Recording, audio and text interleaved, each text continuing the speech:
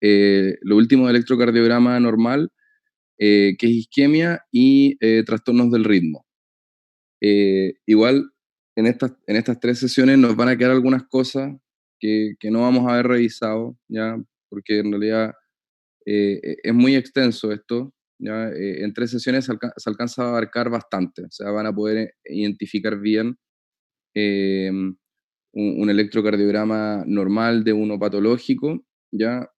Em, y hay algunos pequeños detalles que, bueno, que van a quedar para que los revisen ustedes o cuando tengan sus clases formales en la universidad, ¿ya? Pero son cosas más pequeñas, ¿ya? En general hemos revisado casi todo y vamos a revisar lo que queda.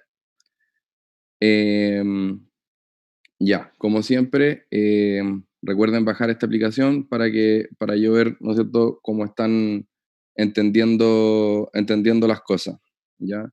Y para que puedan participar también. Antes de partir, no sé si alguien tiene alguna duda de la sesión anterior que me la quiera plantear ahora. Recuerden que también puede ser por el chat.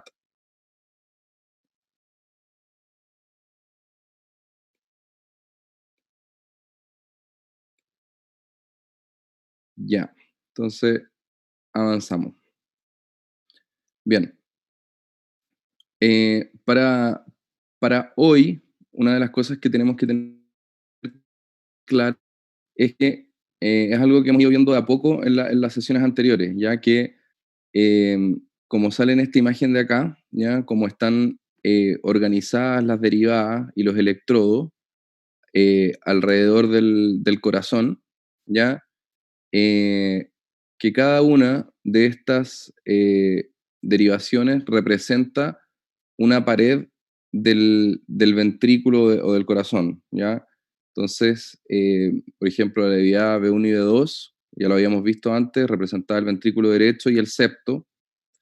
Luego B3, B4, la pared anterior del ventrículo, B5, B6, la pared lateral, pero la parte baja, de 1 y ABL, la parte alta de la pared lateral, y de 2 de 3 y ABF, lo que es la pared inferior, ¿ya?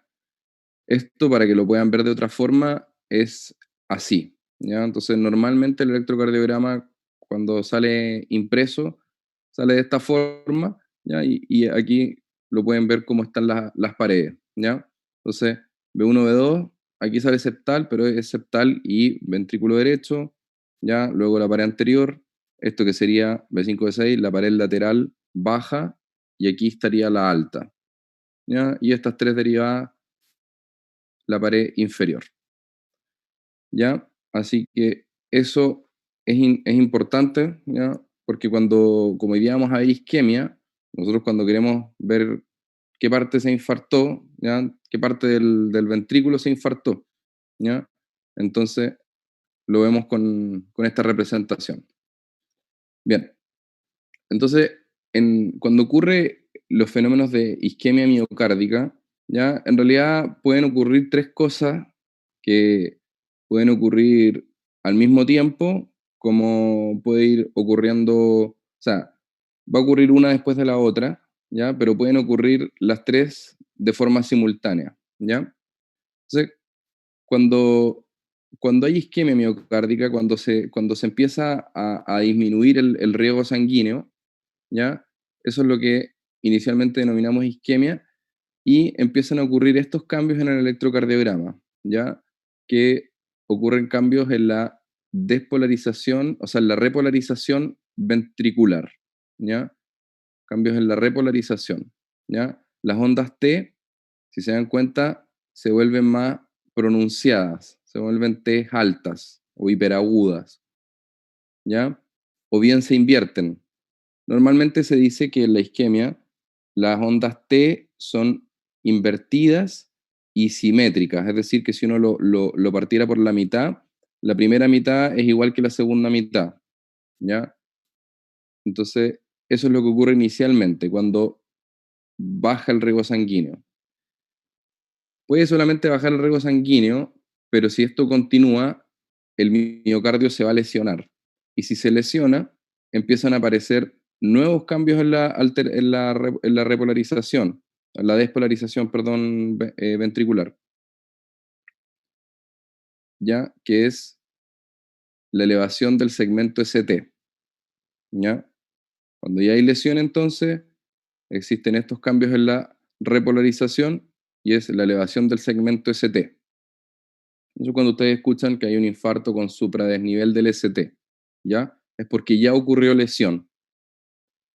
Y finalmente viene la zona que es de infarto o bien necrosis, ¿ya? Que es cuando ya una zona se perdió, esa zona ya se murió celular, ¿ya? Porque hasta acá algo se puede salvar, se puede reperfundir después y el corazón algo aguanta, ¿ya? Pero en ciertas situaciones ocurre esto que es que ya se infartó definitivamente, ya se necrosó una parte de la pared y se generan las ondas Q, ¿ya? Que son estas. Entonces, visto de otra forma lo que yo les acabo de mencionar, esta imagen es muy buena para poder entenderlo, ¿ya? Entonces, ¿cierto? El riego sanguíneo disminuye y ocurre lo que está en esta zona que está un poco más clara, ¿ya? Que es solamente isquemia, ¿ya? Recuperable, ocurren cambios en la repolarización. Luego, lesión, donde empieza a elevarse el segmento ST. Y si es que esto se perpetúa o si es que la oclusión es muy grande, ¿ya? Y ocluye la totalidad del lumen del vaso, ¿ya? Y no se reperfunde a tiempo, ¿ya? Ocurre esto que es necrosis, ¿ya? Necrosis. Y aquí es donde aparecen estas ondas Q, ¿ya? Esto ocurre porque como esta parte ya no tiene actividad porque está muerta, porque está necrosada, ¿ya? No genera un vector efectivo, ¿ya? No genera un vector que nos dé una R, ¿no es cierto?, pronunciada hacia arriba. Entonces, hay otros vectores que se contraponen, que son los del otro lado, ¿ya? Que esos sí están funcionando bien, entonces por eso, como que si tú haces al final la sumatoria de vectores, queda hacia abajo, ¿ya? Es por esta zona que no está generando ningún, ningún vector, ¿ya? Y como todo es por sumatoria, termina hacia abajo, ¿ya?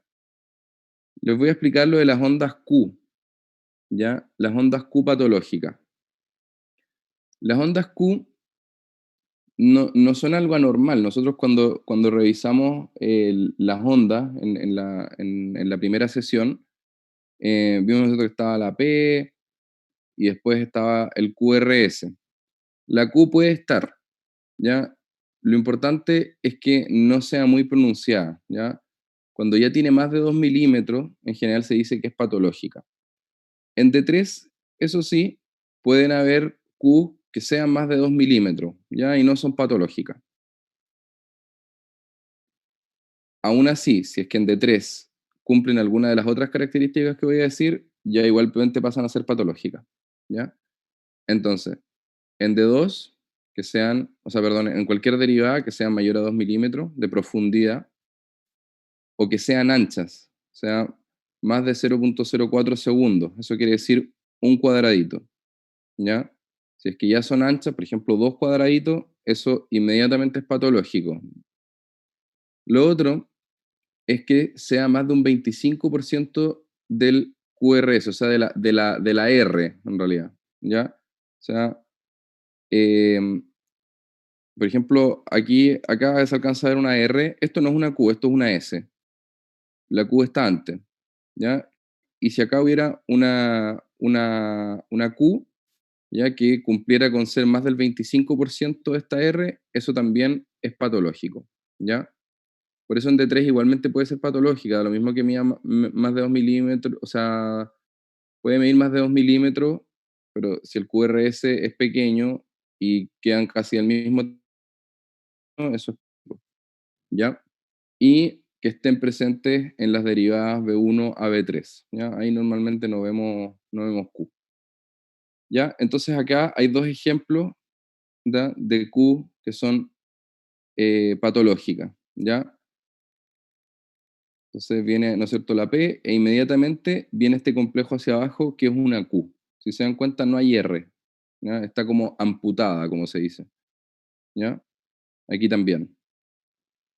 Y para que no se confundan, porque ayer revisamos, por ejemplo, los hemibloqueos, y en los hemibloqueos, esta imagen la saqué de una de las de los electrocardiogramas de ayer, ¿ya? Y si se dan cuenta, estas dos cosas son muy parecidas. Entonces ustedes podrían confundirse y decir como, ah, entonces esto es una Q, pero no, porque tiene una pequeña R, ¿ya? Entonces esto ya lo hace un complejo que es distinto, que se llama RS. En cambio acá está amputada, no hay R, ¿ya? Esto pasa a ser una Q, ¿ya? Y esto, que está acá, es patológico. Esto no necesariamente. Esto tiene desviado el eje, lo cual tampoco es normal, pero no necesariamente es isquémico, ¿ya? Las desviaciones de eje pueden darse por isquemia igual, ¿ya? Por ejemplo, si aparece un hemibloqueo izquierdo anterior nuevo que no estaba antes, eso también uno lo puede considerar isquemia, ¿ya? Pero si ya lo tiene hace harto rato, algo más crónico, ¿m? Esto no necesariamente representa isquemia, ¿ya? Para que vean esa diferencia con las Q patológicas, ¿ya? Y aquí está el ejemplo, em, el último que puse, que es de B1 a B3, ¿ya? Si se dan cuenta, aquí tampoco hay R, ¿ya? Y inmediatamente pasa, ¿no es cierto?, a tener un complejo que es una Q, ¿ya? Inmediatamente baja. No hay R, está amputada, eso es patológico, ¿ya? Esto puede representar, ¿no es cierto?, un infarto que está ocurriendo en el momento o un infarto antiguo, ¿ya? Las Q normalmente uno dice, ah, representan un infarto que es antiguo, ¿ya? Pero eso no necesariamente es así, porque efectivamente, si es que hay una Q, puede ser un infarto antiguo porque es una zona que ya está necrosada, pero también puede ocurrir en un infarto que está ocurriendo en el momento, ¿ya? Un infarto nuevo, agudo, ¿ya? Que se den estos tres fenómenos al mismo tiempo, o sea, o que la oclusión sea muy grande, o que no se reprofundió a tiempo, y van a tener estas tres morfologías, ¿ya? Simultáneamente, ¿ya? O sea, zonas que van a estar solamente isquémicas, que no van a alcanzar a estar lesionadas, otras que están lesionadas, y otras que ya van a estar efectivamente necrosadas, ¿ya? Entonces, este es un electrocardiograma, ¿ya? Em, donde em, efectivamente podemos ver varios de los fenómenos que mencionamos. Por ejemplo, acá se ve todo lo que habíamos dicho. Si se dan cuenta, hay supradesniveles en varias paredes, ¿ya? Por ejemplo, casi todo el ventrículo izquierdo está infartado, ¿ya? Como habíamos dicho acá, el septo, ¿ya? Tiene una elevación de más de 1 milímetro, ¿ya? Aquí claramente más de 1 milímetro. Ah, no se lo mencioné. Para que sea considerado como el supradesnivel, como isquémico, tiene que ser de más de 1 milímetro, ¿ya? En dos derivadas que sean contiguas. O sea, por ejemplo, B2. Lo que sí, B2 y B3 son derivadas que se denominan permisivas. Esas normalmente están un poquito más altas, pueden llegar a tener 1 milímetro, hasta incluso 2 milímetros en personas jóvenes, y no ser isquémico, ¿ya? Entonces, estas dos, B2 y B3, se dice que tiene que tener más de 2 o en personas mayores, o más de 2,5 en personas más jóvenes, ¿ya? Pero esto claramente tiene más de 2,5, tiene como 5 milímetros, ¿ya? Entonces, miren, hay supradesnivel acá, aquí, en B3, en B4 está muy alto, en B5 también, ¿ya? En B6 no se ve tanto, ¿ya? Y aquí en D1 yo también diría que tiene 1 milímetro, ¿ya? Entonces tenemos el supradesnivel del ST, o sea, quiere decir que ya al menos hay lesión, ¿ya? Isquemia, que era lo primero, también hay, ya estas T están bien pronunciadas, Aquí no ¿bien? habría Q patológica, ¿cierto? Porque igual tiene una pequeña R. En realidad sí hay Q patológica, sí hay Q patológica. Acá en B1 sí tenemos efectivamente una pequeña R, pero aquí está amputada. ¿ya? En B2 y en B3 no hay R. Ese cachito no se considera.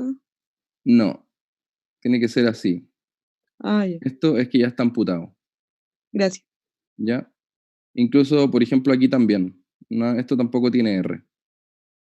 Entonces, aquí, esto es un infarto que posiblemente ya, no sé, llevará más de 6 horas de evolución, no se reperfundió y con una oclusión completa de la arteria, ¿ya?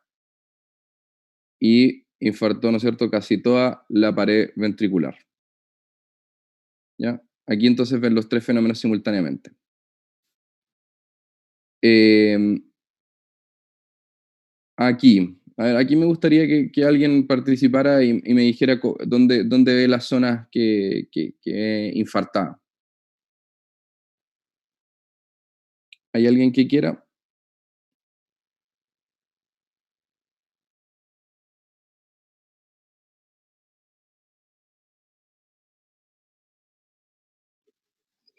Yo puedo. Muy bien. Karim, ¿no es cierto? Sí. Ya, cuéntanos, Karim. Bueno, en la pared inferior, en D2, D3 y ABF, se ve claramente un supradesnivel y además podemos ver infradesnivel en varias de las otras paredes, en casi todas. O sea, como que también están sufriendo las otras paredes. Ya. Bien, Karim. Efectivamente, en D2, D3 ya hay un supradesnivel, ¿ya? Aquí lo que manda es el supradesnivel, ¿ya? Que haya un infradesnivel en otros lados es posiblemente lo que se llama una imagen especular o en espejo, ¿ya? Voy a retroceder un poco. Si se dan cuenta, aquí ustedes ven esas imágenes en el electrocardiograma, pero si los ven desde otra derivada, se ven de otra forma completamente distinta, ¿ya? Eso se llama en espejo, ¿ya? Es porque dependiendo de dónde lo estés mirando, lo vas a ver de una forma o de otra el vector. Bien o bien. Efectivamente, entonces de 2 de 3 ABF están, ¿no es cierto?, en una situación que es ya de lesión, porque hay supradesnivel del ST, ¿ya? Y esto, como habíamos visto, esto es pared inferior, ¿ya? Esto sería un infarto inferior. Muy bien, Karim. Ya. Entonces, eso con respecto a la isquemia. Eh, los trastornos del ritmo, ¿ya? En los trastornos del ritmo vamos a ver lo que son las arritmias supraventriculares y las ventriculares. En las supraventriculares tenemos la que ustedes deben haber escuchado, ya los más grandes sí o sí, la fibrilación auricular, el flutter auricular, las taquicardias por reentrada nodal, que también son conocidas como las taquicardias paroxísticas supraventriculares, pero el nombre verdadero es taquicardia por reentrada nodal o taquicardia reentrante nodal. Y también tenemos las taquicardias auriculares multifocales y extrasistolías supraventriculares. Las que vamos a revisar van a ser las tres primeras, ya estas dos no las vamos a revisar esta vez. Y en lo ventricular vamos a revisar la taquicardia ventricular y la fibrilación ventricular. Esas no podemos dejar de revisarlas, ¿ya? Acá también hay flutter ventricular. Hay otros ritmos que se llaman ritmos idioventriculares acelerados, ¿ya? Que en general ocurren después de la isquemia. Y también hay extrasistolías, ¿ya? Estas tres cosas no las vamos a ver, las dos primeras sí o sí. Bien, este entonces es un trazado que muestra una fibrilación auricular. Como ustedes ya conocen el electrocardiograma normal, una de las primeras cosas que nosotros tenemos que revisar es el ritmo, de dónde viene, ¿ya? Y si en este caso nos ponemos a revisar de dónde viene el ritmo, ¿no es cierto? Si es que es sinusal o no, no vamos a encontrar P. No vamos a encontrar P para decir el ritmo viene es sinusal, el ritmo es auricular o es nodal, que esos tres dan P. distintos tipos de P, pero los tres dan una P. Aquí no hay ninguna P. Entonces, ya no podemos decir que es sinusal, eso ya lo sabemos, ¿ya? Porque recuerden, cada P tenía que conducir a un QRS, cada QRS tenía que estar precedido de una P, y acá ni siquiera hay P. Otra característica del ritmo sinusal es que es regular, ¿no es cierto? Entre R y R existe la misma distancia, pero acá, dependiendo de dónde miremos, ya es muy irregular. Cada distancia es distinta, ¿ya? Entonces, esto configura lo que es una fibrilación auricular. Entonces, sin onda P, con un trazado que se llama como fibrilado, ¿ya? ¿Ya? Porque son múltiples focos que están descargando en la aurícula, ¿ya? En distintas partes se está descargando, entonces no se genera una despolarización auricular total y efectiva, ¿ya? Como no se genera eso, no se hace una onda grande, porque son pequeños grupos que se están despolarizando. Entonces, por eso se van viendo, ¿no es cierto?, grupitos hacia arriba, grupitos hacia abajo, ¿ya? En la onda. ¿Ya? Cuando es algo efectivo, cuando es la aurícula completa, ahí se genera la P, porque es una gran masa que se está despolarizando. ¿Ya? Aquí no ocurre eso. Y como son varios estímulos al mismo tiempo, que ocurren cada uno por su lado, algunos llegan, ¿no es cierto?, al nodo B y pasan hacia los ventrículos, ¿ya? Le están llegando muchos por minuto, ¿no es cierto?, al nodo B, y el nodo B los va filtrando, ¿ya? Y pasan solamente algunos, pero pasan de forma irregular, ¿ya? Porque como están llegando de distintas partes en cualquier momento, pasan de forma irregular. Y por eso es que el ritmo ventricular, ¿ya?, es irregular, ¿ya? La frecuencia ventricular es irregular, ¿ya? Porque algunos estímulos van pasando. El complejo es estrecho, ¿ya? El QRS mide menos de 0,12, ¿ya? Menos de 120 milisegundos. ¿Eso por qué? Porque igualmente, si bien arriba hay una actividad desorganizada, hacia abajo, cuando ya logra pasar el estímulo, baja normalmente por las de His y depolariza los ventrículos rápidamente, ¿ya? Entonces, por eso el QRS es estrecho. Puede haber un bloqueo también y que lo haga ancho, pero eso es otra cosa, ¿ya? Lo importante es que normalmente, ¿ya?, si solamente tenemos una fibrilación auricular pura, sin ningún trastorno de la conducción intraventricular, se va a ver de esta forma, ¿ya? Acá tenemos otro ejemplo. em, También, si se dan cuenta, un QRS estrecho, eh, con distancias irregulares entre cada R, ¿ya?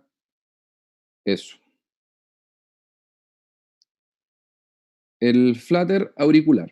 Ya. El flutter auricular em, es por un mecanismo que se llama de macro reentrada. ¿Ya? Yo les voy a explicar un poquito lo que es las reentradas para que entiendan lo que estamos hablando. ¿Ya? Un mecanismo de macro reentrada, ¿ya? Donde se pierde la onda P y se genera una onda que es de esta forma, como aserrada, como un serrucho, ¿ya? Que se llama onda F de flutter. ¿Ya? Aquí también el Flutter descarga muy rápidamente arriba, ¿ya? Aunque sí logra una actividad más organizada que la fibrilación auricular, porque logramos ver una despolarización, ¿no es cierto?, efectiva, con una onda igual, ¿ya? Y descarga muy rápido, descarga muchas, 300 veces por minuto, ¿ya? Lo que ocurre es que el nodo también va filtrando, ¿ya? Entonces hay Flutter que tienen una conductancia, ¿no es cierto?, de 3:1, de 4:1 o de 2:1. ¿Qué quiere decir eso? Que arriba se generan, por ejemplo, 3 impulsos y solamente uno pasa, ¿ya? En este caso es así, o sea, se genera un impulso, dos impulsos, tres, y este fue el que pasó, porque este generó QRS. Entonces, este es un Flutter 3A1, ¿ya? Entonces, uno, dos, tres, y el tercero logra pasar, ¿ya? Estos son regulares, ¿ya? Estos son regulares. Aunque también hay Flutter de conducción variable, ¿ya? Que podrían pasar, ¿no es cierto? 1, 2, 3, y el tercero pasa, y después 1, 2, 3, 4, 5, y el quinto recién pasa, ¿ya? Pero normalmente es una aurícula que está descargando a mucho, mucho por minuto, y un ventrículo, ¿no es cierto?, que tiene una conducción de 3 es a 1, de 2 es a 1, ¿ya? Y la frecuencia ventricular no es tan rápida o tan alta como la auricular. El mecanismo de reentrada, para que lo entiendan, esta es el flutter ocurre por una macro reentrada, ¿ya? Esto, para que lo entiendan, es como normalmente son las reentradas, aunque esto está más orientado como si fuera una reentrada nodal. ¿Qué es lo que ocurre? En ciertas situaciones, o sea, normalmente tú deberías tener solamente una vía de conducción, ¿ya? Una vía de conducción. Pero en ocasiones se tienen dos vías de conducción por donde va bajando el estímulo eléctrico.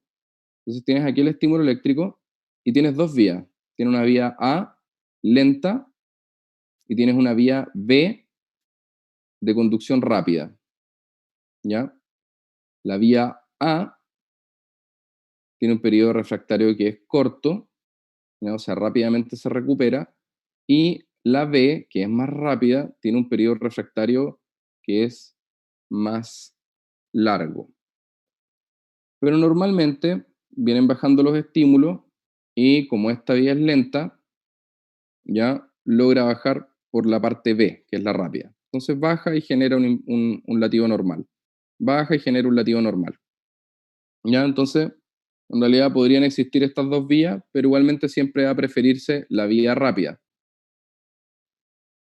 Pero ocurre, ocurre que puede existir una extrasistolía.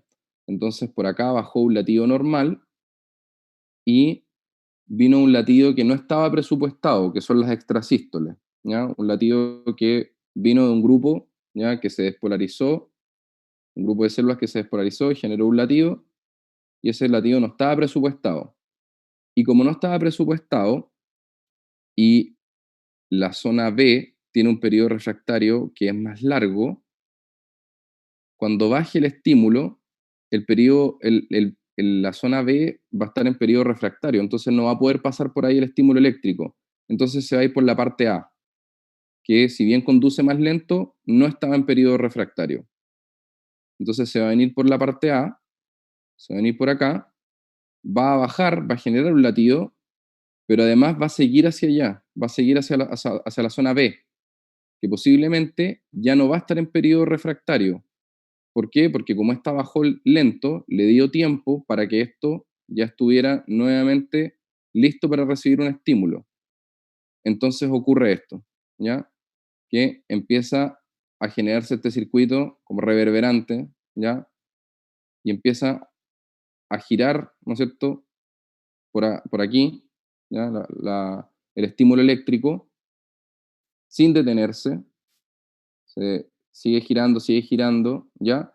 Y cuando pasa por acá, además de seguir por, por, por este sistema circular, además de eso, también el estímulo baja. Entonces ahí empieza a ocurrir esto que está acá dibujado, ¿ya? Que empieza a aumentar la frecuencia, ¿ya? ¿Por qué? Porque le bajan muchos estímulos todo el rato por este sistema de reentrada, ¿ya? Hay otros sistemas de reentrada, ¿ya? Pero es para que conozcan cómo es aproximadamente, ¿ya? Entonces acá tenemos otro ejemplo de Flutter, ¿ya? Recuerden, macro reentrada. ¿Ya? Esto quiere decir macro reentrada porque se genera, esto por ejemplo es como una reentrada del autónomo, ¿ya? Que tiene dos vías por al lado, pero por el Flutter es la aurícula completa, ¿ya? Es un sistema muy grande de reentrada, ¿ya? Y si se dan cuenta, ustedes ven como ondas de despolarización auricular, ¿ya? Pero no son la típica P que ustedes conocen, tiene esta forma de serrucho, ¿ya? En este caso es un flutter de conducción 1, 2, 3, 3 a 1, ¿ya? 1, 2, 3 a 1, o 4 a 1, no, 3 a 1, ¿ya? Em, el otro entonces era 2 a 1, no, sí, este es 3 a 1, 1, 2, 3, ¿ya? Em, bueno, eso, este es el flutter auricular, ya. Eh, las taquicardias por reentrada nodal, ¿ya? Esto también es un sistema de reentrada, ¿ya? Y este es como el que vimos antes, ¿ya? Reentrada pero por el nodo, ¿ya? Eh, ya normalmente estas taquicardias se les denomina taquicardias paroxísticas supraventriculares. ¿Por qué se les denomina así? Porque, ¿qué quiere decir paroxismo? Que inicia y termina de forma autolimitada, ¿ya? Empieza sola y termina de forma autolimitada, ¿ya? Estas taquicardias, si ustedes se dan cuenta, eh, como son, como son por una reentrada nodal, el estímulo viene del nodo AB, ¿ya? Entonces, están pasando muchos estímulos por este sistema de reentrada hacia el ventrículo, ¿ya? Y genera unas frecuencias muy altas, ¿ya? Si se dan cuenta de la forma rápida que habíamos aprendido la vez pasada, cómo se sacaba la frecuencia, por ejemplo, acá tendríamos, ahí serían 300 y acá sería 150, o sea, esta, por ejemplo, está descargando 150 por minuto. Y si ustedes le buscan la onda P, posiblemente no la encuentren. No quiere decir que no tenga, porque igualmente em, el estímulo, ¿no es cierto?, que viene de acá, está dando hacia el ventrículo, ¿ya? Está estimulando al ventrículo y también a la aurícula, también hacia arriba, ¿ya? Solamente que como ocurre casi simultáneamente y la masa ventricular es mucho más grande, no se va a notar la P, pero no es que no tenga, es que no se ve nomás, ¿ya? Aunque normalmente ustedes cuando las vean en el monitor o en el electrocardiograma que le tomen al paciente, eh, fíjense que efectivamente no le van a encontrar la P, ¿ya? Y es muy regular, ¿ya?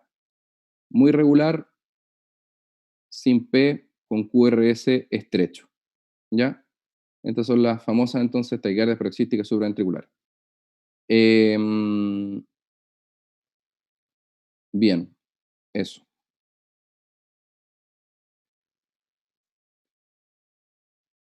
Bien. La, la taquicardia ventricular, vamos a ver ahora.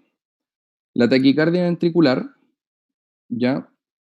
Se divide en dos, ¿ya? Hay dos tipos de taquicardias ventriculares, las que son monomórficas y las que son polimórficas. Las monomórficas, si se dan, tiene una única morfología. ¿Por qué? Porque es solamente un foco que está descargando, ¿ya? Un foco en el ventrículo que está descargando muy rápidamente, ¿ya? Y que por lo tanto, como solamente es uno, ¿ya? Genera un tipo de morfología en el trazado. En cambio, la polimórfica son múltiples focos que están descargando de distintas partes del ventrículo y por eso se genera esta forma, ¿ya? Que si se dan cuenta varía mucho, o sea, varía en amplitud, varía en magnitud, ¿ya?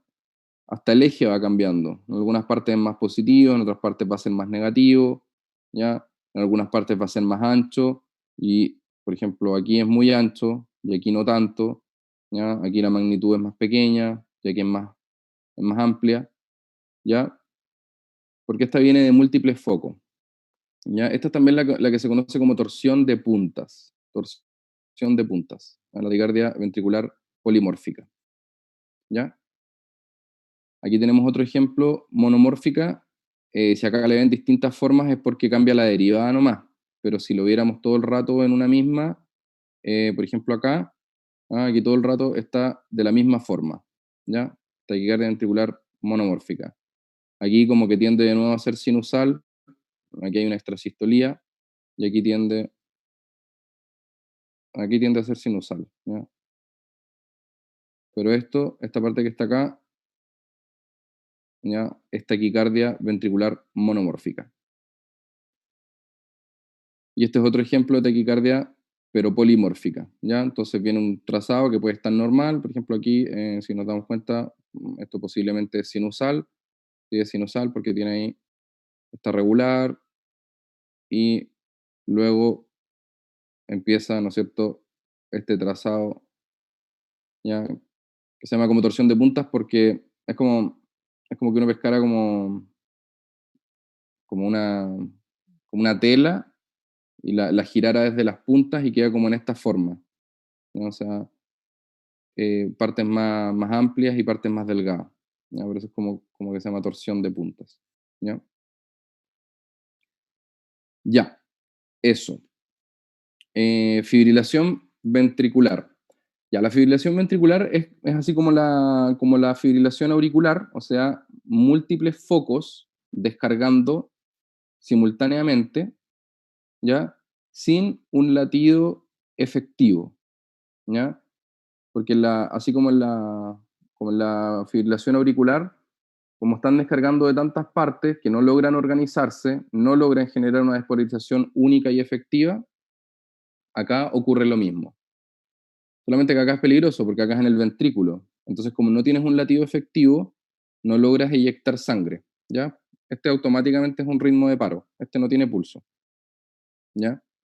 Este, este, si ustedes ven esto, es porque la persona se va a morir. Entonces, si no se hace algo, se va a morir, ¿ya? En cambio, en esta, igual puede tener pulso, ¿ya? Igualmente hay una actividad que está organizada, está rápido, etcétera, pero puede tener pulso, ¿ya?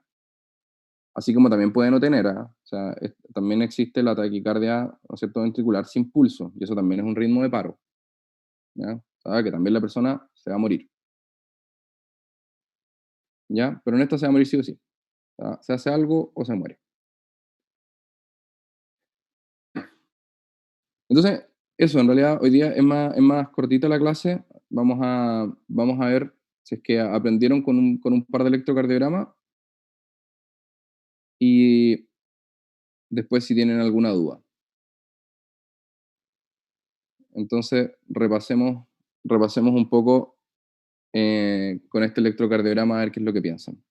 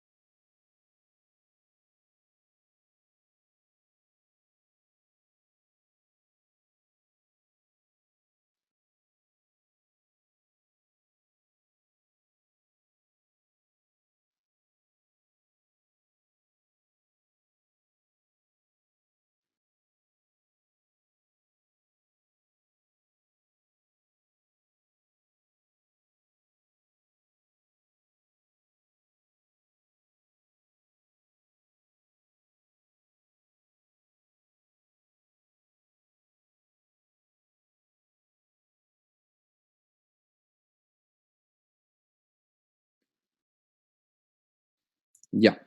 Entonces veamos lo que piensan. A ver, ¿algún voluntario que quiera mencionar lo que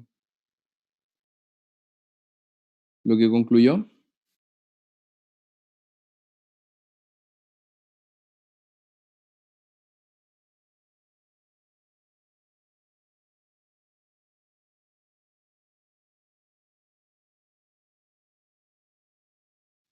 Ya, pues alguien que se atreva, si la mayoría lo respondió bien, miren, les voy a mostrar en la cámara, no sé si está activada. Sí, la mayoría respondió bien, ¿ya? O sea, la A, que es la respuesta correcta. Así que, ¿quién se atreve a decirnos por qué?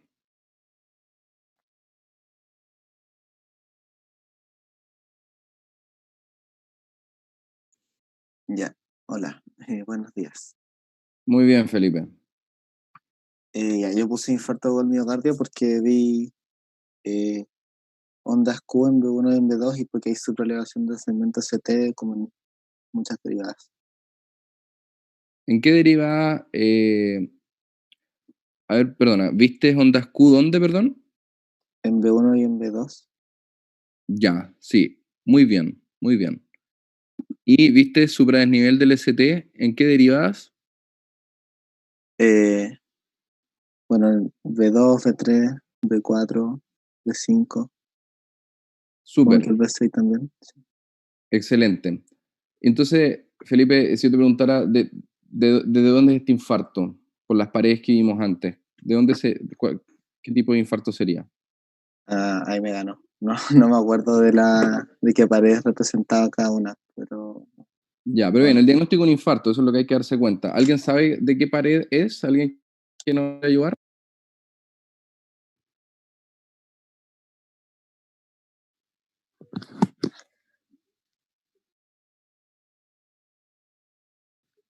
Es que aquí se ven como hartas paredes involucradas, porque tenemos la pared anterior que tiene el supradesnivel como más extenso, pero además la pared lateral también tiene supradesnivel.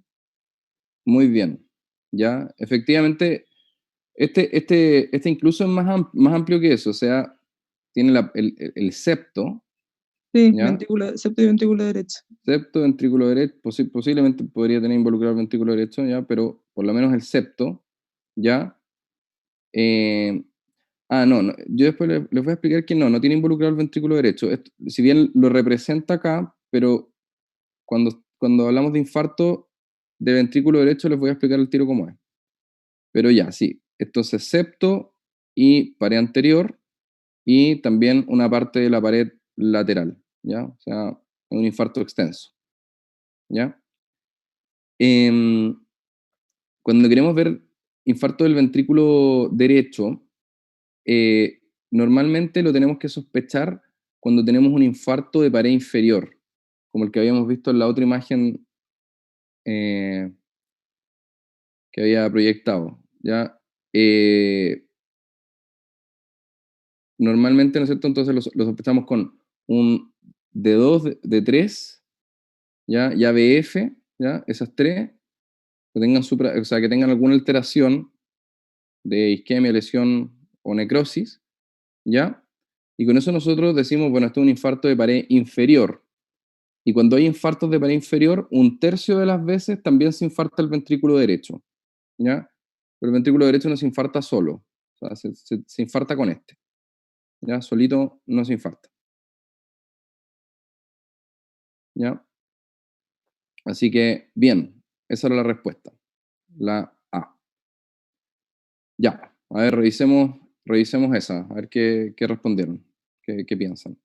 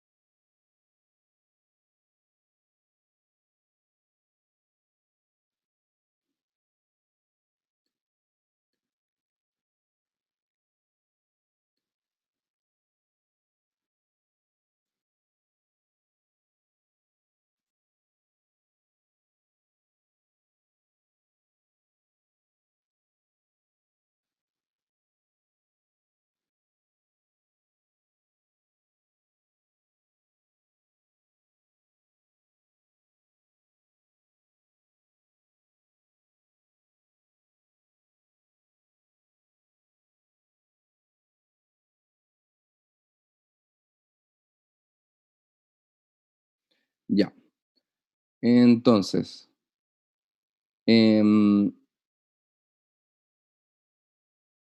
Ya, un pequeño porcentaje. Ya, la A nadie la respondió, la B un 5%, la C un 5% y la D la mayoría. ¿Alguien que nos quiera contar su respuesta? Ya, yo creo que voy a elegir yo porque se demoraron un poquitito en decirme. Em, ¿Pablo González estará?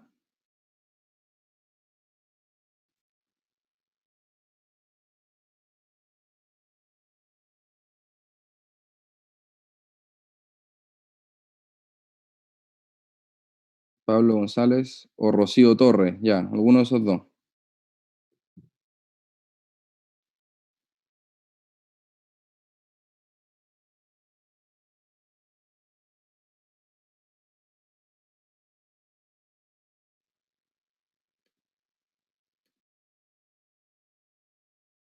Ya yo respondo. Parece que no está ninguno de los otros dos. Mm, Yo pienso, yo voté por la D, pero no estoy segura. la D. Sí, porque primero me fijé en lo que explicó de los cuadraditos y según yo igual está como rápido. Entonces dije ya, es taquicardia, pero Bien. no sabía si era polimórfica o monomórfica y me fijé bien y según yo son como todas parecidas, entonces por eso me fui por la D. Muy bien. Sí, efectivamente, esta es una taquicardia ventricular monomórfica, ¿ya? Como respondió la mayoría, ¿ya? Taquicardia ventricular monomórfica. Ya, hay unos criterios que se llaman criterios de Brugada, por si los quieren ver, ¿ya? Que son los que te indican, ¿no es cierto?, si es que un ritmo es efectivamente ventricular, la taquicardia efectivamente ventricular, ¿ya? Después, como les voy a pasar la diapositiva, revisen los criterios de Brugada con esta diapositiva y van a darse cuenta, ¿no es cierto?, que los cumple. Bien, efectivamente, taquicardia ventricular monomórfica. Ya, y este creo que es el último eh, y uno de los más difíciles, ¿no? Así que, esperen que voy a activar la aplicación. Ya, y vayan pensando al tiro quién va a participar.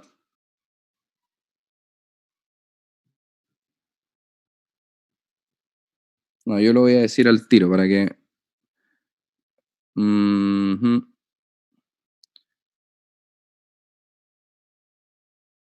Ah, mira, el Álvaro Betancourt, que salió de mi colegio. Álvaro, no sé si estarás por ahí, pero vas a intentarlo. Como está difícil, te va a ayudar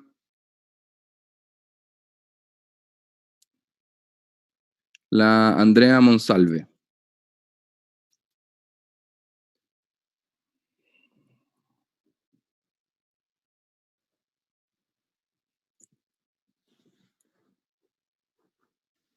¿Aló? ¿Se escucha? ¿Aló? Sí, se escucha Álvaro. La verdad voy a ir descartando Sí, pero las tómate tu alternativas. tiempo, si todavía incluso nadie ha respondido. Ok.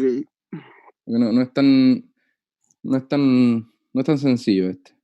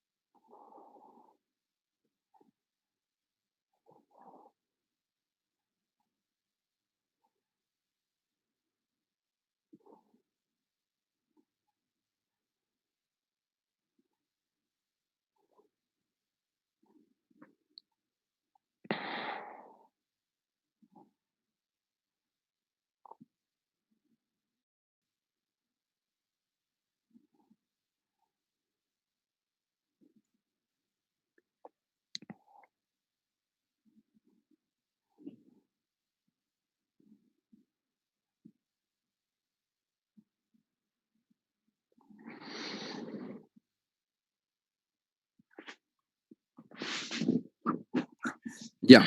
Bueno, hay varios que respondieron de todo, ¿ah? Hay de todas las respuestas.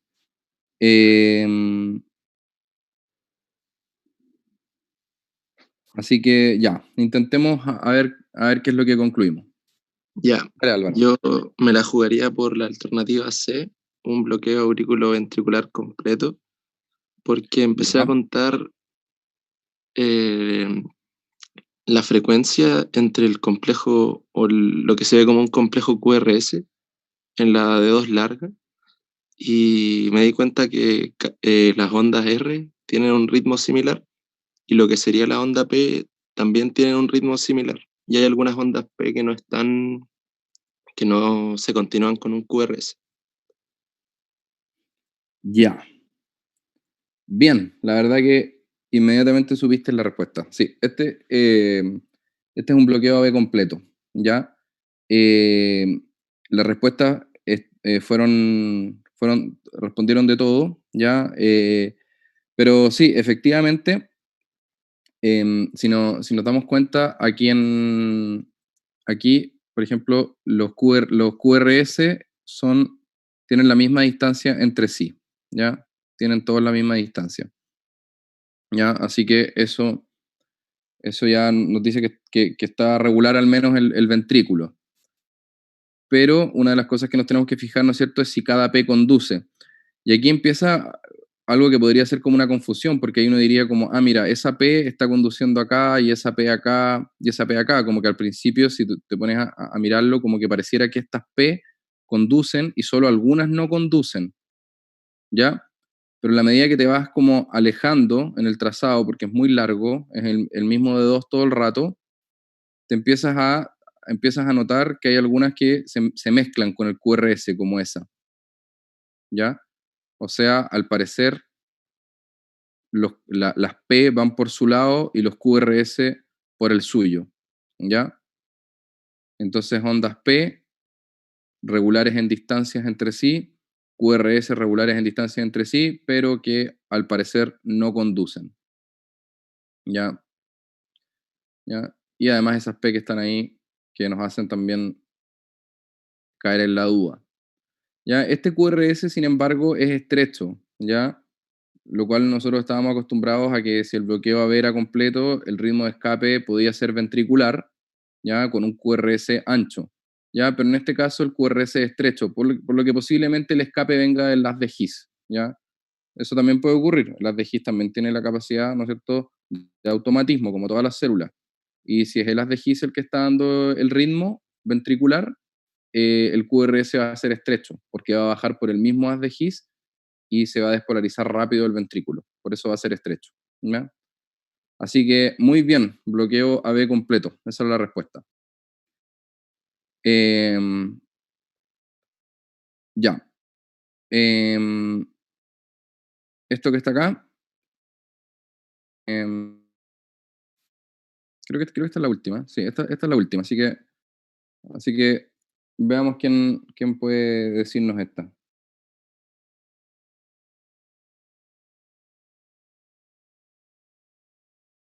Voy a elegir a alguien también. Andrea Monsalve, que la habíamos elegido antes y, y no alcanzó a hablar. Así que Andrea, tú nos vas a contar esto.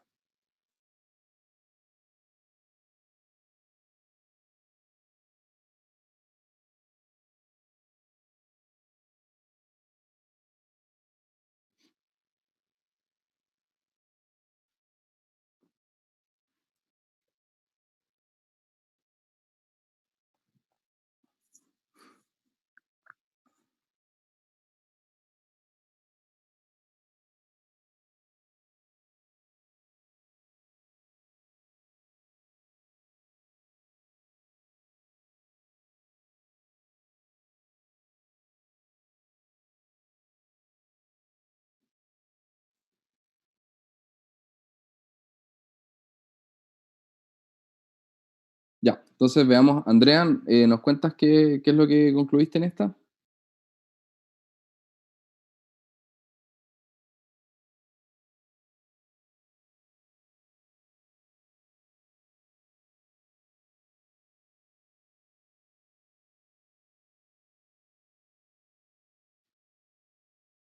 u otra persona, les puedo decir que la mayoría lo ha respondido bien, así que para que alguien se atreva a decir la respuesta.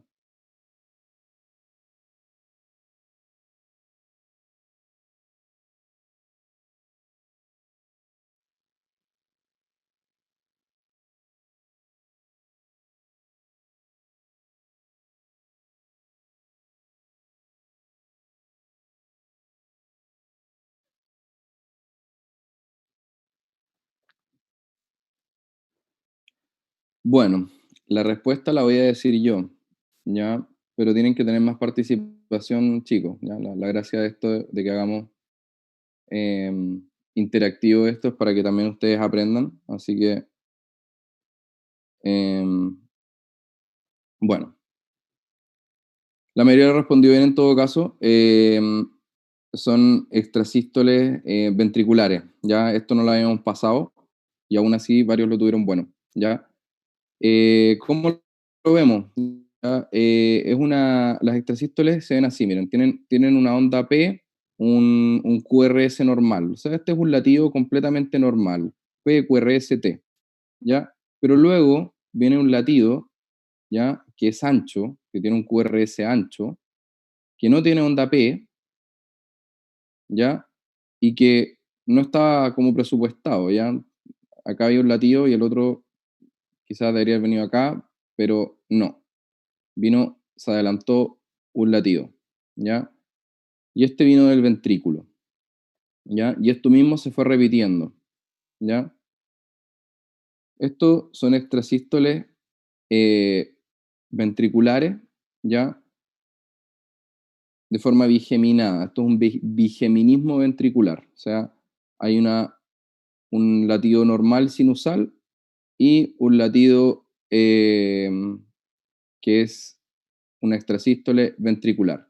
Y todo el rato es así, uno y uno, uno y uno. ¿Ya? Esto es lo que se llama un bigeminismo. ¿Ya? Así que eso, extrasístoles ventriculares, la mayoría respondió bien. Que, ya, y en realidad con eso terminamos eh, todas las sesiones. Ya, yo creo que revisamos la mayoría de las cosas. Así que eso, ya no sé si a alguien le quedó alguna duda de lo que vimos hoy día.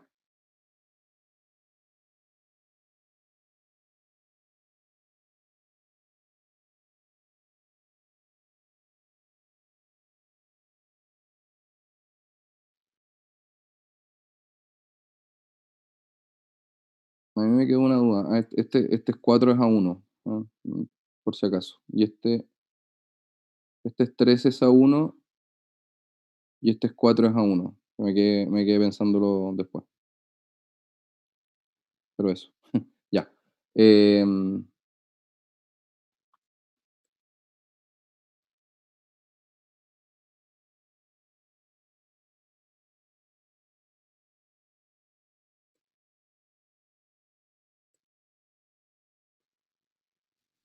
Yo tengo una duda, pero no sé si es la finalidad como de las clases que hicimos. Que cuando hay un infarto de pared inferior y sospecho que puede estar involucrado el ventrículo derecho, se solicita la derivada derecha. Y sí, se solicita la derivada derecha. no sé cómo se ve la derivada derecha. Siempre dicen como hay que solicitar derivada derecha, pero no sé cómo se ven. Pero no sé si es la finalidad. Pucha, no tengo una foto ahora de derivadas derechas. No. Tengo varios electros, pero no tengo uno. A ver, pero déjame buscar, a ver si encuentro. Pero sí, se solicita las derivadas derechas porque se conserva el B1 y el B2 y se solicita el B3 y el B4R, que es donde mismo van los...